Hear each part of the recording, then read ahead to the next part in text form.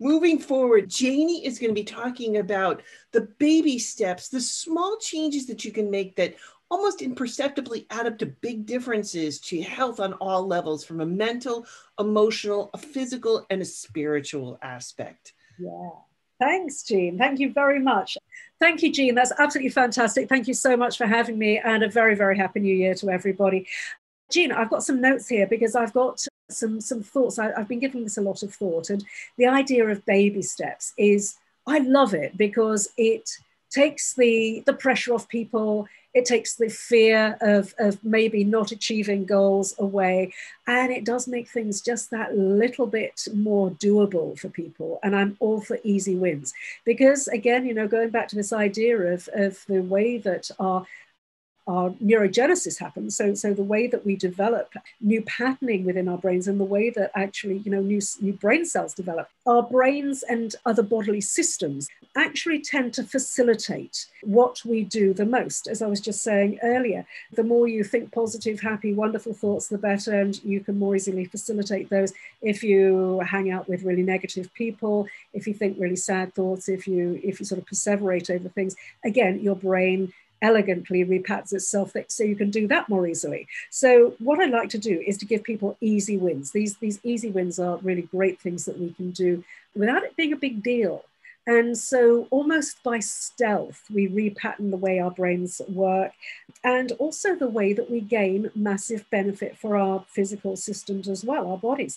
So the first thing that came out of this little thing that I set up for New Year is I've got a Facebook group. It's called Rewind Your Body Clock. And in that, I put up a little post thinking nobody was going to be interested. It's called Jayney's January Jaunt. I'm thinking about it, you know, because I'm back into that alliteration mode. I don't know why. Me and alliteration, I have no idea what that's about. Probably stems from childhood, but I blame the parents. But I should have called it Jayney's Jolly January Jaunt, and then I've had 4 J's, wouldn't I? So what it involved, and I just challenged people. I said, look, can we get outside for 30 minutes a day, as a minimum, just walk outside for 30 minutes a day. You don't have to power walk, you don't have to do anything, just got to get outside and walk for 30 minutes a day for a minimum of 5 days a week. Now, of course, I appreciate that is something that's literally Frank Sabatino's program 101. You know, this is something that Frank says, you know, if you can stand up, if you can lift a fork from your plate to your mouth, you can get out and walk.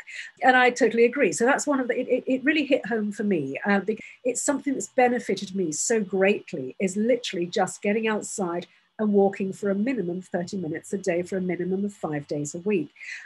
And I didn't think anybody was going to find that particularly interesting, because, you know, I see all these groups coming up, you know, you've got to get out there, you've got to pump iron, you've got to walk for 2 hours a day, you know, speed walking for 2 hours a day, resistance training, you know, steady state cardio, yada, yada, yada, you know, and it really is very macho. It really is very, very hard. And I tried it. I'll be honest with you. I did try walking for, you know, an hour in the mornings, you know, hard walking, you know, hill climbing and all the rest, to, you know, get to the point where your pulse rate is around about 130, thereabouts. So you sort of should be in fat burning mode, so on. And you know what? As a person with 2 knee replacements, no, it doesn't work for me. It really, really doesn't. It didn't work for me time-wise either. So I was getting so stressed about the amount of time I was spending doing this challenge, this walking challenge that somebody else was doing, and shredding program. And it just didn't work. And anyway, I couldn't take that much time out of work. So I thought, well, what if we just flip this around and make it really, really doable for people? So I just, as a sort of, you know, suck and see, I put it up in my group. And literally loads of people have said, wow, that's a really good idea because it's totally achievable. We can all do that. And we like the fact that you're saying 30 minutes a day as a minimum, but you can do more if you want. It doesn't matter what time of day you do it whenever you can fit it in. And even if it's 2 walks, you know, perhaps 15 minutes to walk and then 15 minutes back, it's fine. It's still your 30 minutes. And so people have looked at it as being a totally easy, achievable win. So as we know, that goes to build willpower. It's what Frank was saying about, you know, not beating yourself up and feeling really negative about yourself because you didn't manage to do 2 hours of heavy, you know, hardcore walking a day. you can get out and do that little, January jaunt with Jayney or whomever you want to do it with. So that was one thing. So that was an easy win to me. So that was the first lot of sort of baby steps. Now, the second thing is that just a green smoothie a day. Now, why? Okay. The reason is, and I know that we all know this in this group, but if anybody listening in and watching is not sure about this, the reason why it's really good to have a green smoothie. Now, what is a green smoothie? A green smoothie is a smoothie that contains green leafy vegetables. If you put green leafy veggies into a smoothie, particularly if you've got a high-speed blender like a Vitamix or similar, what happens is you can put a massive great handful of kale or a massive great handful of spinach or a massive great handful of broccoli and Brussels sprouts, a huge great plateful really that you wouldn't actually be able to chomp your way through if it was raw.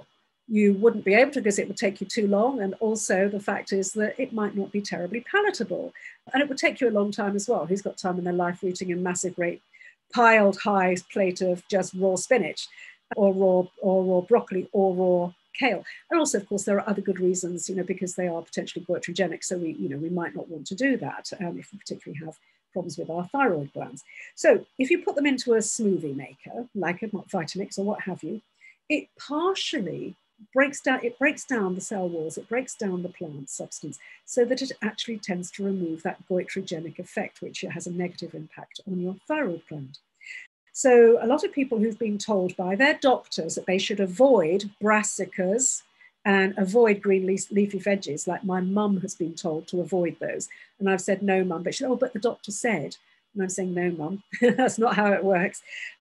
They don't have to. If you can put it into your smoothie, that's great. Now, the other thing about putting all of those into a smoothie is the fact that you can't taste it. So you'll add fruits in, you'll add maybe some plant milk or coconut milk or what have you, or just plain water. It's absolutely fine. You could add in things like maca, you could add in things like inulin, you can add in all sorts of other really beneficial additions to your smoothie.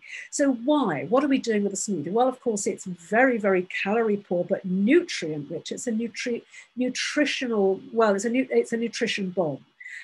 And the other wonderful thing about it is that it's very, very filling. So it's highly likely that a smoothie might well be able to carry you through till lunchtime. So what it's doing is it's actually crowding out things that you might decide you would like to normally have for breakfast, let's say toast and butter and jam or whatever.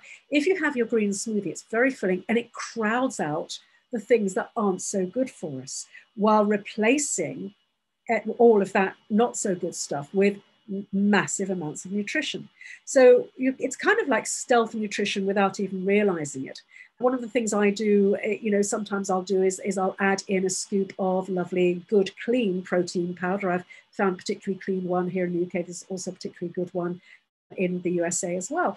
So these are also really lovely things that can help to address food cravings, because we crave foods, don't we, when our nutrition is not on point, where we're not getting all of the vitamins and minerals and other nutrients, phytonutrients and so on that we need. If you ever found yourself, for example, standing at the fridge, opening the fridge going, God, I really want something, but I don't know what it is.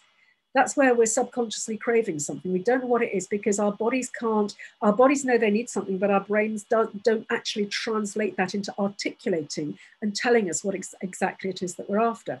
So if you have this nutrition bomb first thing in the morning, you are meeting those beforehand unmet nutritional needs. And you will find that you're not then standing at the fridge or the cupboard going, I really want something, but I just don't know what it is. You'll find your food cravings will go. So that's the second thing. And then the third baby step is, and I've started to do this, and boy, oh boy, has it worked for me. I do have sleep difficulties. My dad had sleep difficulties. I think there was a bit of a genetic component there. And so what I've started to do is actually do what they say in all the literature, set up a wind down routine at night. What I do after 9 is I turn off all my screens, no screens after 9. I'll put on an audio book or I'll put on some lovely calming music. I light my candles in the living room. This is not in the bedroom, this is in the living room. and just making it really, really cozy. I'll turn down the overhead light. I've got a chandelier in my living room, which has got something, it's got 12 really, really bright lights in it, which is great if you need to do something that requires a lot of light. But after 9 o'clock, that gets turned down or off, and I've just got candlelight and soothing music or a nice ebook that I'm listening to, or a podcast, something like that. And try to head to bed about 10 o'clock. And by 10 o'clock, I'm actually ready to go to sleep. And I'm managing to sleep all the way through. If I do wake in the night, I've just bought a little device called Sensate. It looks like a pebble and it vibrates. You place this on your chest. It vibrates in your chest cavity. And what actually happens is that it stimulates your vagal nerves. So basically what happens is it flips you from being in your fight or flight stressed out mode of being more dominant from a sympathetic nervous system perspective to flipping you to a parasympathetic dominance, which is our rest, recuperate and relaxation mode. So again, I found this Sensate device to be amazing. If I wake in the night, instead of going into the spiral of, oh my gosh, tomorrow I've got to do this. Oh my gosh, tomorrow I've got to do that. Oh, I should have done this today. Darn it, what an idiot. I should have done that. And I start really getting stressed and just crazy about things. I get the Sensate on. It also comes with an app that plays a particular piece of music, and the Sensate and the app work hand in hand. And it makes me go back to sleep without fail, which I find absolutely astonishing. So it's a cool little device. I don't have anything to do with the company. I'm not on commission. This is not an affiliate link.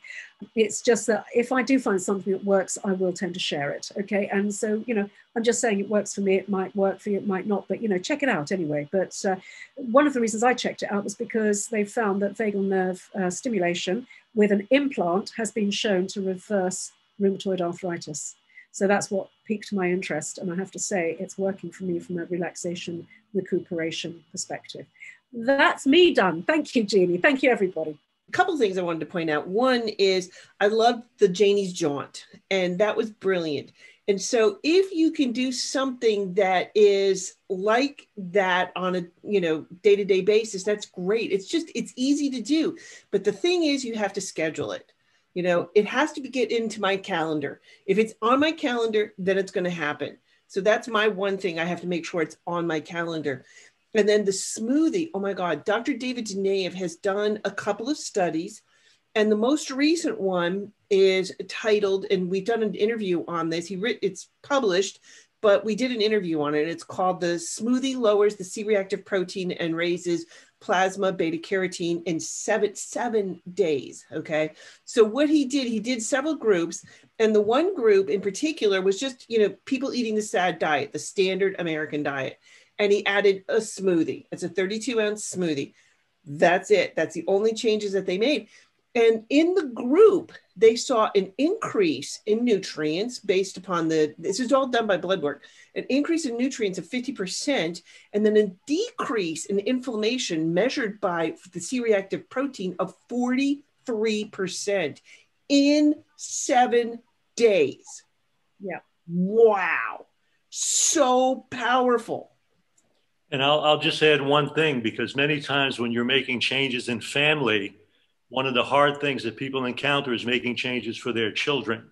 Smoothies work really well with children, especially when you put that additional berries and fruit and mix that with those greens. Many times they'll be consuming a quantity of those plants that they normally would not. And it really helps the family and the children in terms of their own energy, health, and behavior to remarkably improve. And they'll gravitate to drinking and doing those more. So it's a nice tool, even with children. And that's a whole other area of discussion, but it's a very valuable way to help them too. I'd like to ask a question if I can. That's why I love being on with you guys all the time. Is when we have a smoothie, we're condensing down the nutrition, obviously, and taking a big dump of it into our body. Is there anything we need to look out for? Is there any negatives to that at all? Well, I'm going to tell you one thing that happens. Speaking of dumps, you will take some epic dumps. Okay, there's just no delicate way to say that. You are going to have some serious amount of stuff coming out of you, and it's going to help push that it's all fiber that's coming through, and it's going to help your gut biome. It's on so many different levels. It's going to be amazing, but it will change the quality of it, and I've seen a change in myself in that characteristic. Garrett, this is the value of the smoothie, in that because you're incorporating the whole plant and you have the fiber content as well as the nutrients, very much like eating, there's only, again, so much you're going to drink, but by having that additional nutrition, many people can tolerate that and absorb that because they're running on empty so much, and their diet is oftentimes so relatively deficient in those nutrients. Getting that little extra burst actually has value for them.